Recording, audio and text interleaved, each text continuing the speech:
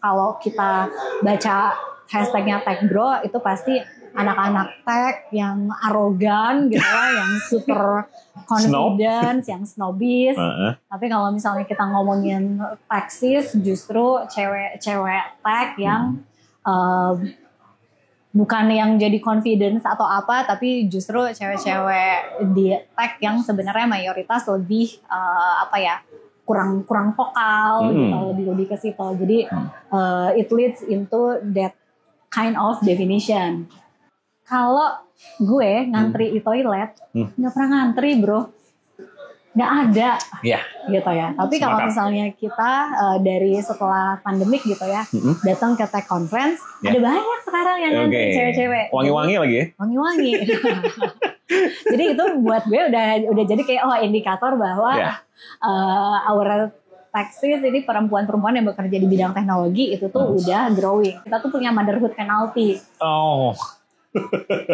Apa itu motherhood penalty? Karena at the end, misalnya tadi gue mention kalau klien gue yang multinational, mereka lebih aware sama DEI gitu ya. Terus habis itu pengennya tuh cewek. Tapi ada juga on the other side yang preference-nya tuh justru cowok. Kalau ini very traditional dan sekarang sih udah jarang ya. Yang biasanya misalnya, dia baru nikah, aduh nanti kalau dia hamil terus cuti melahirkan dan lain-lain, terus gimana? Kan tech harus on terus gitu, gitu kan. Nah, jadi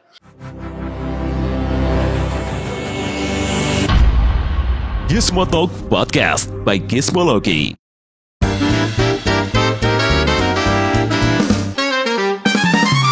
Halo Gizmo Friends, kembali lagi di Gizmo Talk barengan saya Pradipta Nugrahanto atau kalian bisa panggil saya dengan Dita, dan saya masih bersama Kanti Teknologi Ken Ratriaswari dari Geek Hunter.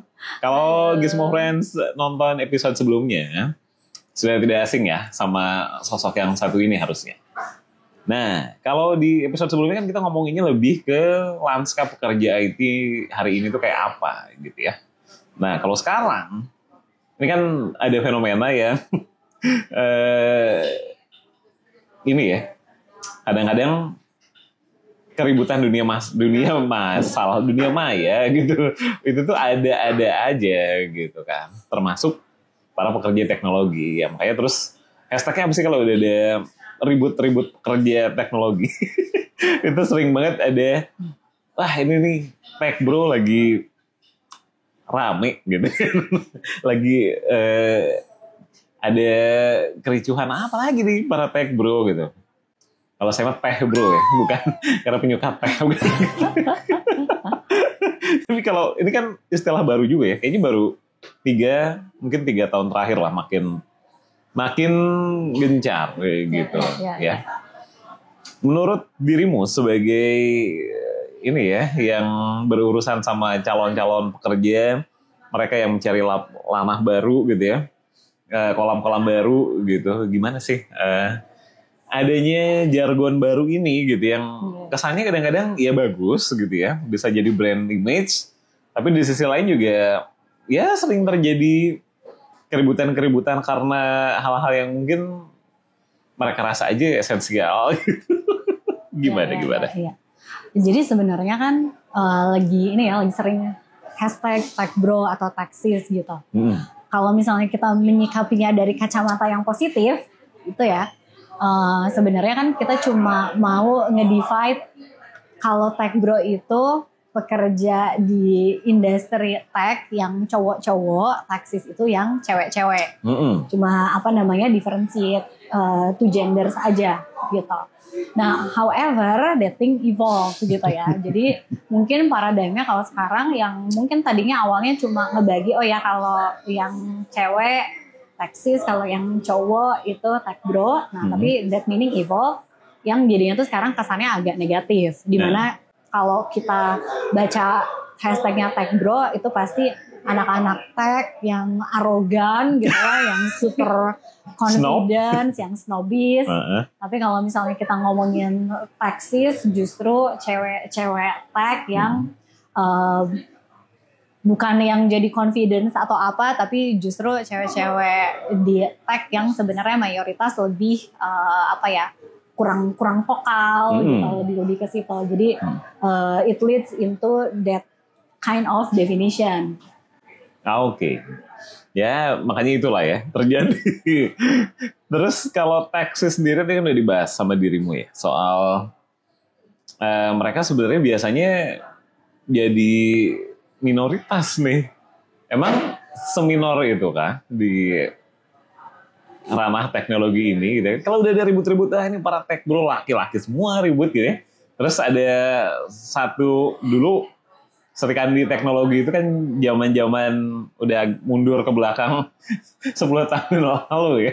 Kalau sekarang nyebutnya Texas, tapi ketika ada mereka yang muncul, para Texas ini, ya pekerja teknologi yang perempuan gitu maksudnya ya.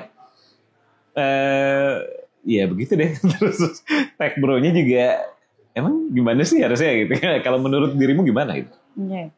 Jadi sebenarnya kalau ngomongin numbers nggak cuma di Indonesia sih, even kita ngomongin worldwide yang punya interest buat masuk ke ranah IT memang kebanyakan laki-laki. Itu nggak bisa fakta yang nggak bisa kita pungkiri ya, bisa dibilang gitu.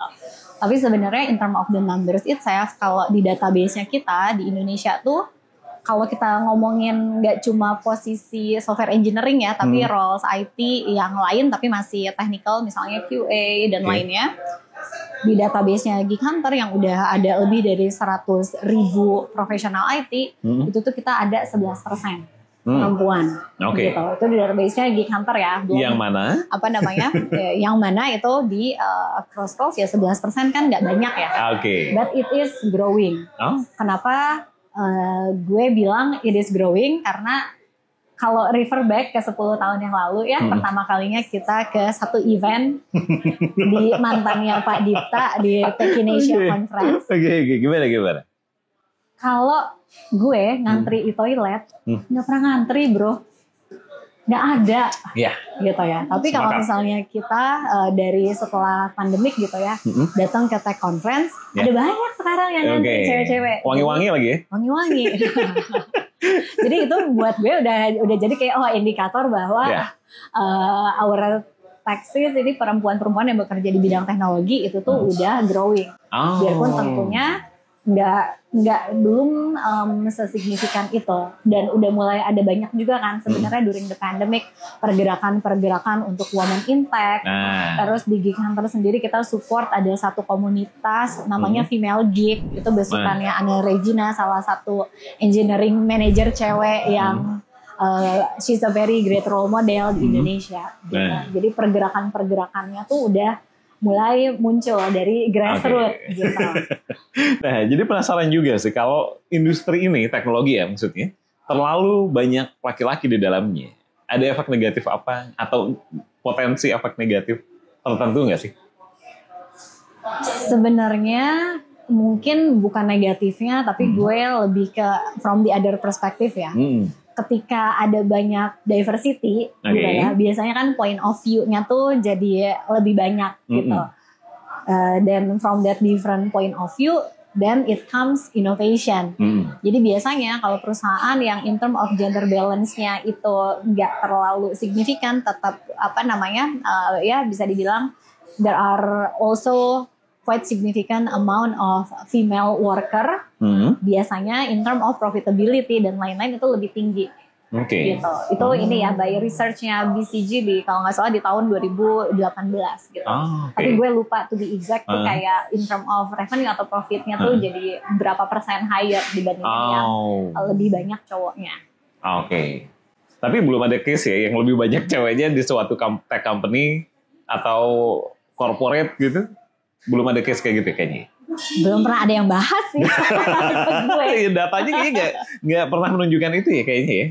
Iya, cuma maksudnya at the end of the day kan diversity is good gitu ya. Apalagi sekarang kan kalau di dunia HR terutama di global pasti kan sekarang yang kita omongin itu DEI kan, diversity, equity sama inclusivity. Jadi arahnya udah mulai ke arah ke sana, biarpun kalau di Indonesia mungkin kalau it happen this year outside the world mungkin di kita baru jadi topik itu mungkin berapa bulan kemudian atau next year. Nanti kita bakal bahas soal inklusivitas itu. Tapi kita ngomongin dulu soal bias gender dalam perekrutan gitu ya.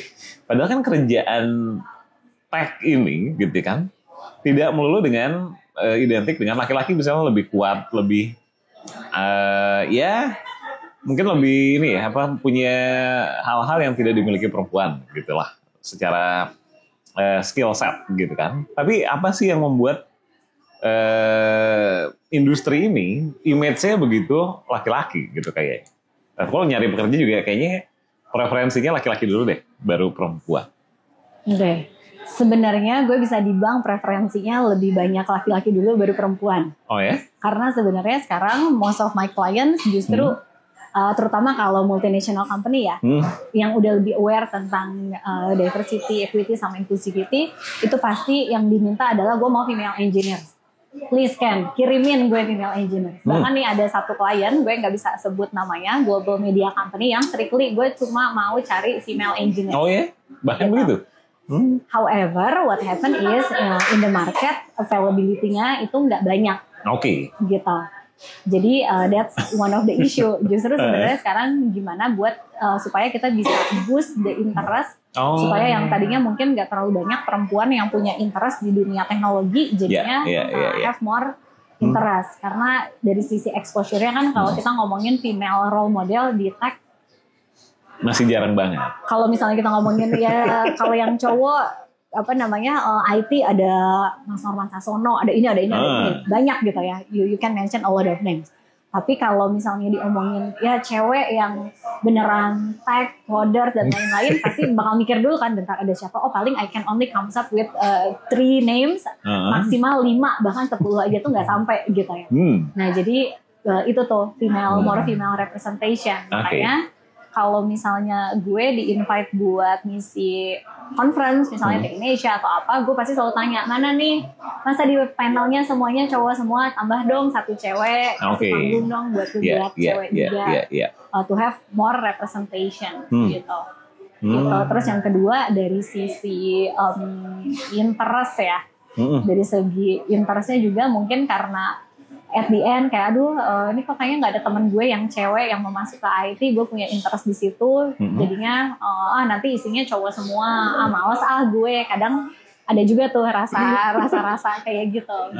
Ya nggak cuma di ini ya di tech ya, maksudnya engineering in general juga sama kayak gitu. Kan, seperti itu kan. Di kampus gue lah di ITB gitu. Comparison antara yang cewek kalau di engineering STEM ya pasti lebih sedikit yang perempuan, signifikan mungkin yang perempuan paling banyak cuma 20 atau 30% gitu. Dan ada upaya-upaya nggak dari Geek Hunter buat ya nge-crack itu gitu, supaya interestnya makin tinggi lagi, terus makin banyak role model buat para Sri Kandi muda kali. Ya. Nah jadi kalau di Geek Hunter kita ada support satu community namanya Female Geek. Ini besutannya Anna Regina gitu. She's a former unicorn engineering manager dan sekarang dia di di technology part di pemerintahan gitu di GovTech. Nah, si Female Geek ini sendiri itu punya banyak branch di beberapa kota, ada di Jakarta, ada di Bandung, ada di Surabaya. Dan emang pergerakannya ini tuh very very grassroots gitu. Jadi itu salah satu effort, cuma mungkin belum sampai yang kayak kita bisa full fokus di situ karena kebanyakan our roles lebih banyak di advisory, terus bantuin ketika misalnya ada event. Nah selain itu sebenarnya ada banyak juga tuh big tech companies ya yang bikin effort tersebut, tapi itu kalau gue ngelihatnya cuma kayak campaign tahun ini fokusnya itu, terus abis itu that's all gitu. Not something yang benar-benar di-maintain programnya atau komunitasnya. Wah, ini. Terus tadi menarik ya, dan ini nggak tahu benar apa salah. Benar apa nggak sih kalau image-nya perempuan di industri IT itu lebih cenderung ngalamin yang namanya impostor syndrome, bener nggak? Nggak pede. Kayaknya in general perempuan itu selalu merasa ada yang kurang dengan dirinya.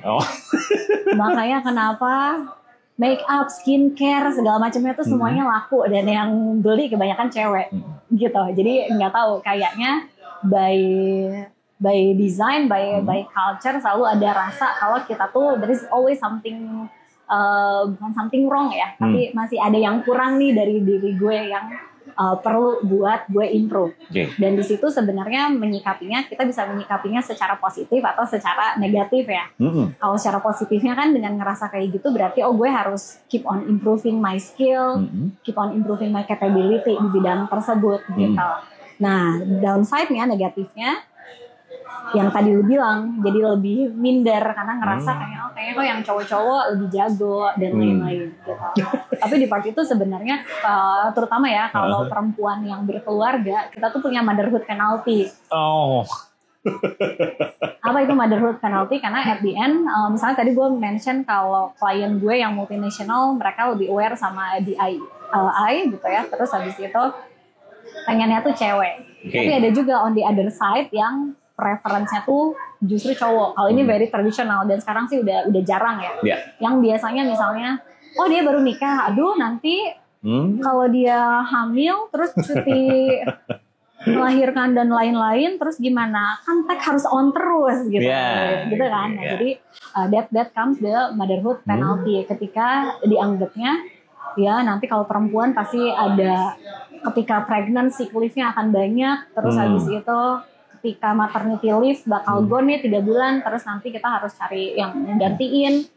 Terus habis itu sekarang nambah lagi ada ekstra 3 bulan kalau ada isu atau complication dan lainnya. Terus pasti nanti ketika punya anak fokusnya akan ke anak dulu instead of ke karir. Itu namanya motherhood penalty gitu. Yang akhirnya kalau company-nya POF-nya masih very tradisional, ngelihatnya cuma dari sisi cost and benefit, jadinya nggak preferable untuk hire perempuan. Oke, wah itu dia Gizmo Friends.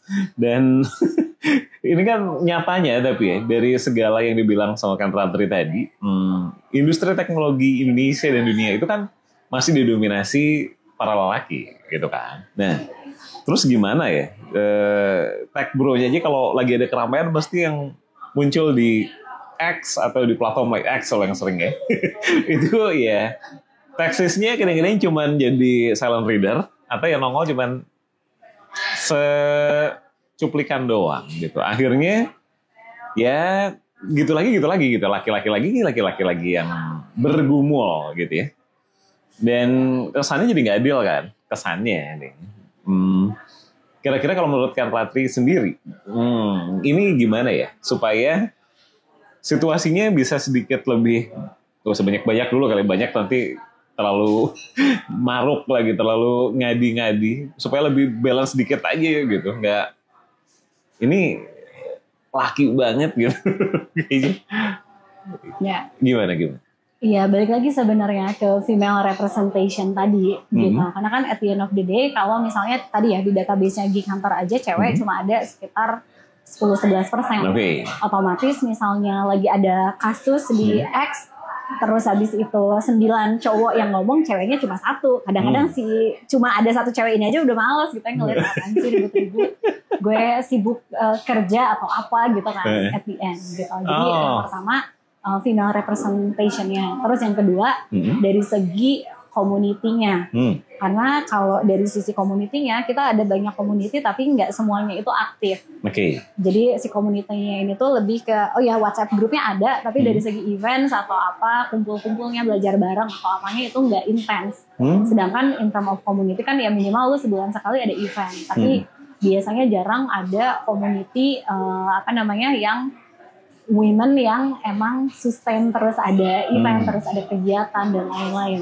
Jadi wadahnya buat curhat, misalnya di X lagi rame ini, kita ini dong, timpalin dong atau apa, kita speak up dong atau apa tuh jadinya kurang karena tadi activity-nya juga kurang.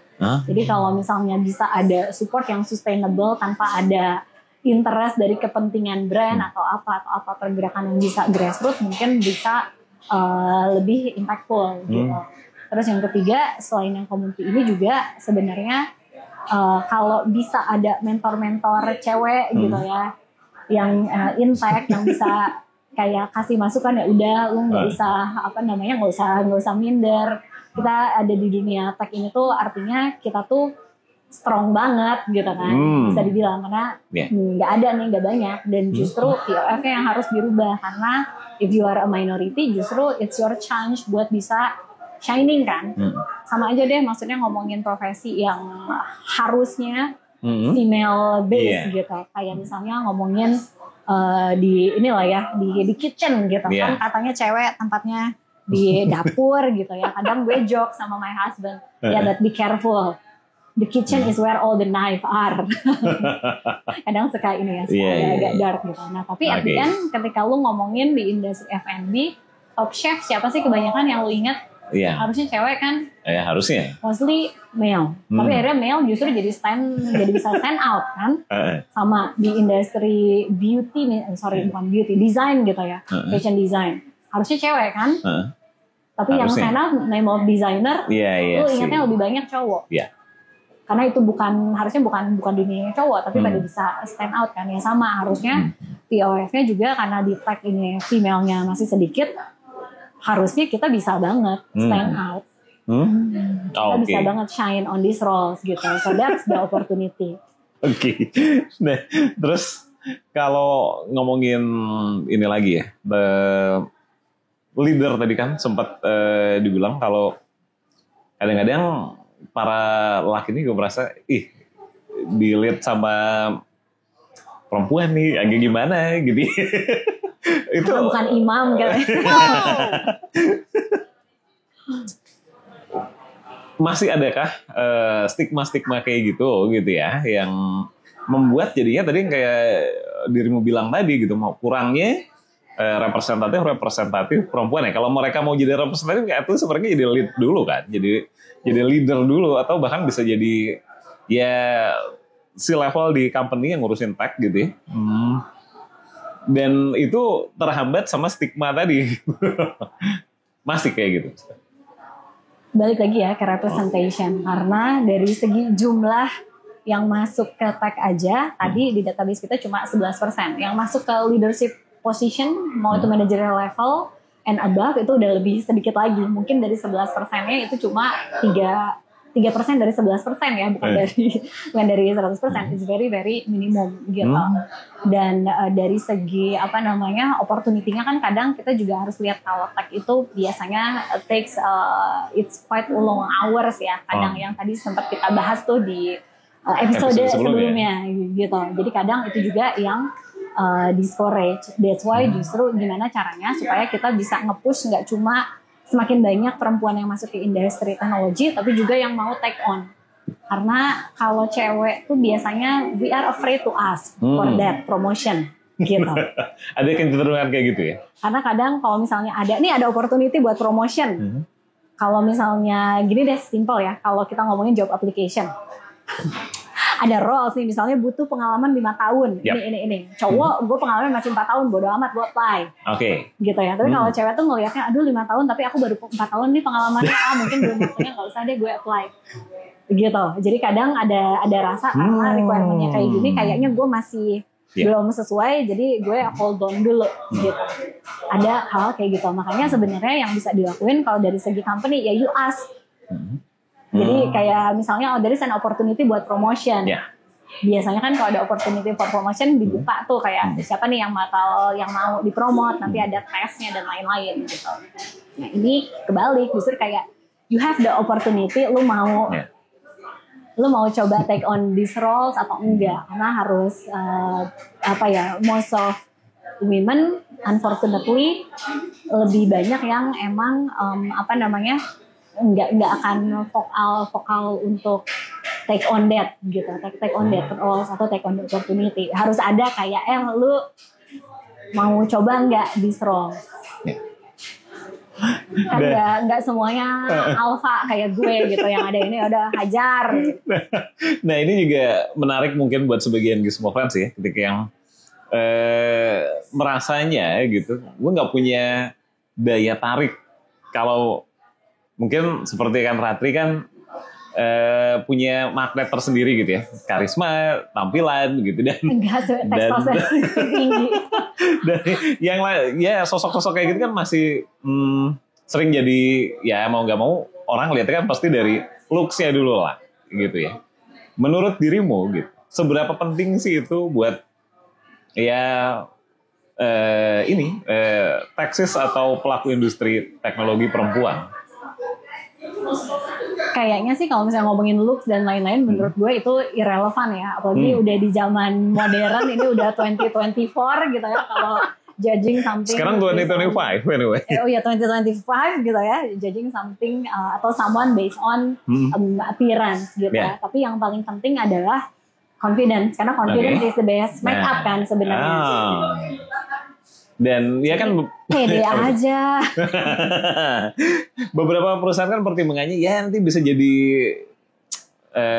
magnet buat kita juga. Kadang-kadang kan ada gitunya soalnya. Perkaranya.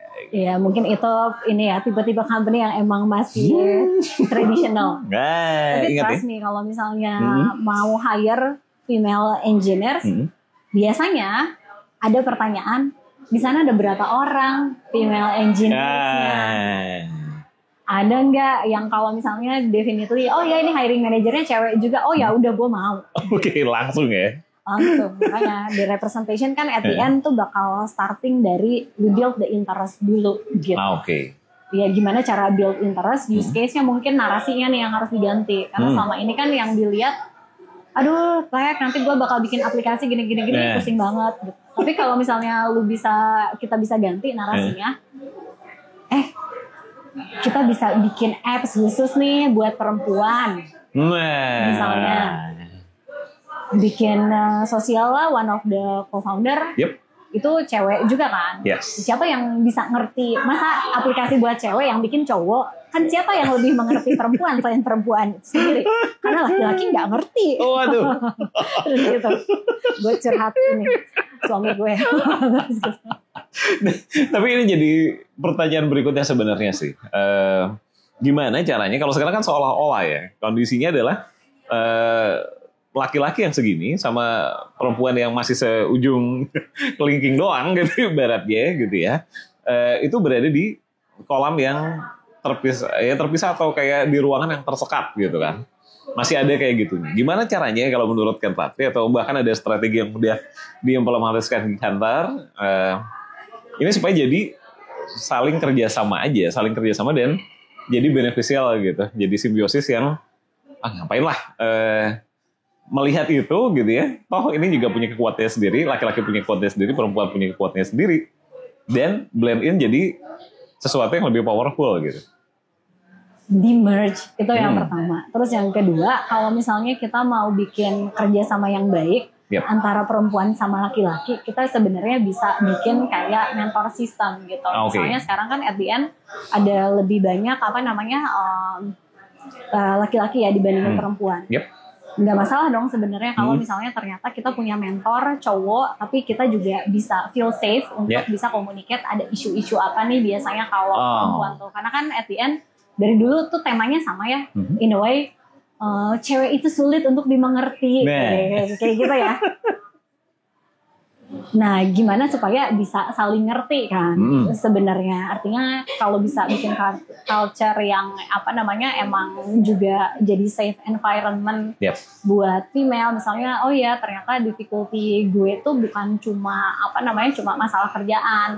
Ada other things misalnya di luar kerjaan, misalnya lagi pregnant atau lagi apa yang mungkin cowok tuh nggak ngerti. Gitu. Kayak misalnya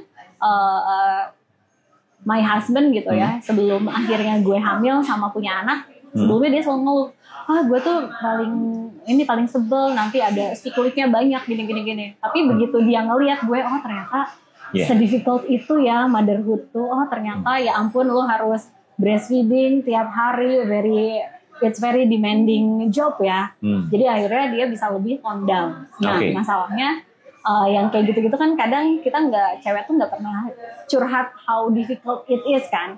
What you saw on our social media kan bagian pretty and nice and shiny aja kan gitu. Jadi if a man can understand our struggle, itu bisa balancing the environment juga gitu. Karena kan at the end sebuah kerjasama yang baik itu hadir dari saling pengertian antara satu sama lain kan.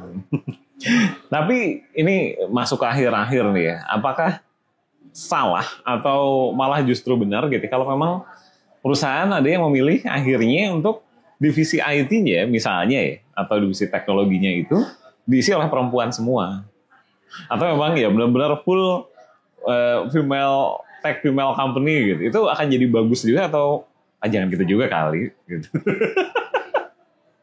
Tetap diversity ya, karena kan ini bukan tentang perempuan harus lebih unggul dari laki-laki atau gimana, tapi at the end gimana supaya bisa lebih balance kan.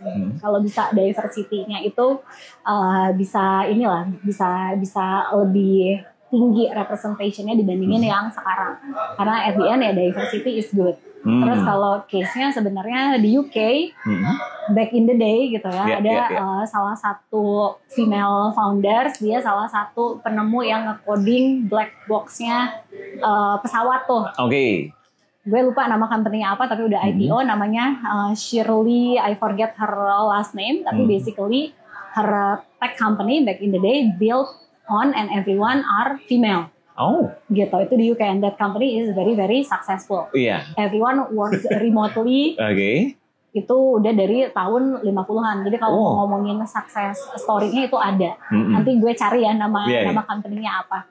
Gue udah udah agak lupa tuh. Tapi itu salah satu penemuan besar banget sebenarnya. Cewek semua gitu. Dan kalau ngomongin pemrograman kan katanya programming language pertama ditemuinnya sama ada Lovelace, itu cewek.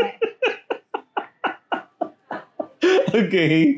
Kalau maksudnya ada not many women that knows gitu. Kalau that field yang nyiptain tuh sebenarnya cewek loh. Gitu ya. Jadi jangan salah ya. Semuanya yang menciptakan ternyata banyak kalau di industri yang kesannya cowok banget, tapi justru yang nemuin perempuan ya. Oke.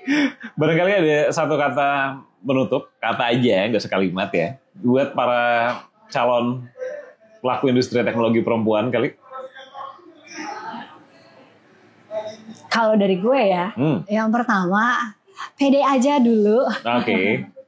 Pede aja lagi, justru kita bisa shine on this position, terutama buat perempuan yang ada di tech industry. Karena there are a lot of opportunity for us to shine. Itu, dan yang kedua, ngomongin kan nggak tahu ya, kadang tuh narasinya kan jadi kayak cewek versus cowok. Ingat, we are not compete with each other. Justru gimana kita bisa collaborate untuk menciptakan environment yang lebih inklusif. Nah, itu dia kata kuncinya ya. Nah, jadi mungkin buat para wanita-wanita di luar sana yang tertarik untuk nyebur ke ranah IT tapi belum tahu jalannya, mungkin bisa lewat Geek Hunter kali ya. Bisa lewat Geek Hunter. Atau ngobrol-ngobrol sama Ken Ratri dan gimana? Bisa juga join ke Female Geek. Nah, itu gimana caranya kalau mau? Female Geek ada Instagramnya, ada juga websitenya, ada juga WhatsApp grupnya. Instagramnya semua Female Geek namanya? Female Geek. Oke. Female Geeknya Geek, GEEK ya, kayak Geek Hunter gitu. Betul. Sama. Dan kalau mau kepo-kepoin Geek Hunter bisa di www.geekhunter.co atau geek.hunter di Instagram. Oke. Dan terakhir nih, kalau mau kayaknya pengen ngobrol lebih lanjut nih, DM-an sama Ken Ratri, bisa di mana? Kalau saya selalu aktif di LinkedIn kan sebagai headhunter dan recruiter. Jadi bisa kontak my LinkedIn Ken Ratri Iswari, Instagram Ken Ratri Iswari, Google aja Ken Ratri Iswari. Cuma ada satu kok, jangan harusnya khawatir. Ya. Soalnya namanya susah. Wah, udah banyak banget insight yang dibagi ya seputaran Tech Bro, Techsis, dan bagaimana industri ini sebenarnya bisa harusnya ya bisa lebih balance lagi antara dua bukan kubu ya, ingat kita bukan kompetisi tapi inginnya bisa saling berkolaborasi. Betul. Gitu ya. Dan jangan lupa juga untuk subscribe ke Gizmologi, Gizmo Talk yang setiap Senin. Bagikan konten ini kalau kalian rasa menarik dan tinggalkanlah keseruan-keseruan di kolom komentar ya. Dan akhirnya kita sudah harus pamit karena durasi juga. See you in the next episode and bye-bye guys.